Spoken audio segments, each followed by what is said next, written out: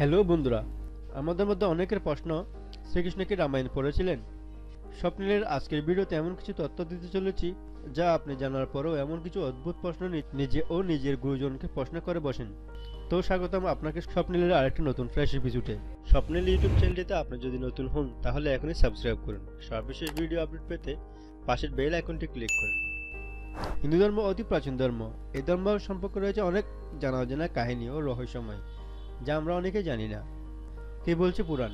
মহাকাব্য মহাভারতের প্রধান চরিত্র শ্রীকৃষ্ণ কতটা সচেতন ছিলেন তার পূর্বাবতার সম্পর্কে? এই প্রশ্ন অনেকের মনে উকি দেয়।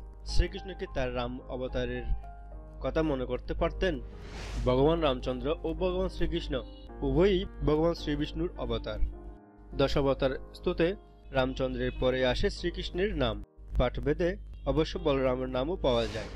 মহাকাব্য মহাভারতের প্রধান চরিত্র শ্রীকৃষ্ণ কতটা সচেতন ছিলেন তার পূর্বাবতার সম্পর্কে?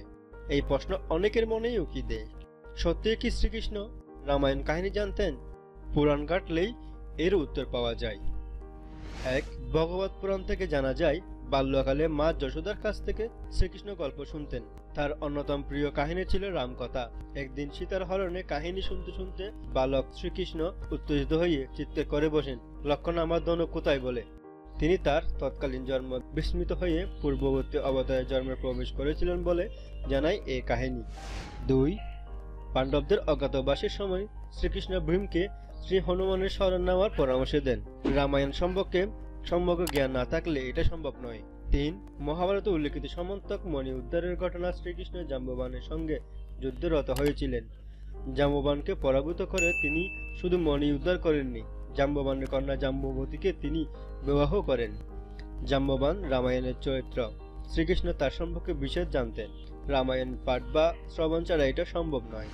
চার, শ্রীমদ্ ভাগবত গীতায় শ্রীকৃষ্ণ অর্জুনকে বলেছিলেন ধনুর্বিদের মধ্যে তিনিই রাম। এই তো একেবারেই প্রত্যক্ষ প্রমাণ। তাছাড়া হনুমান স্বয়ং কবিধ্বজ হিসেবে গোটা কুরুক্ষেত্রেও যুদ্ধ প্রত্যক্ষ করেন অর্জুনের রথে চূড়াই বসে, আর সেই রথের সারথি ছিলেন স্বয়ং শ্রীকৃষ্ণ। এই ঘটনাকেও বাদ দেওয়া যাবে না। পাঁচ, ইতিহাসের বিচারেও এই কথাই বলে। বৈদিক ও পৌরাণিক সাহিত্য বিশেষজ্ঞ সুকুমারী ভট্টাচার্য তার একাধিক গবেষণায় দেখিয়েছেন রামায়ণ লেখা শুরু হয়েছিল মহাভারতের আগে, কিন্তু তার সর্বশেষ সংযোজন ঘটে মহাভারতের অনেক পরে। মহাভারত যে রামায়ণের পরবর্তী তা সনাতন ভারত জানে।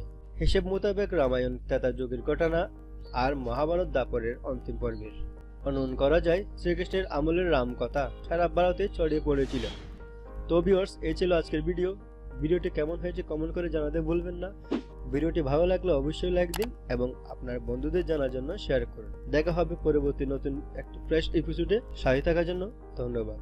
রাধে রাধে।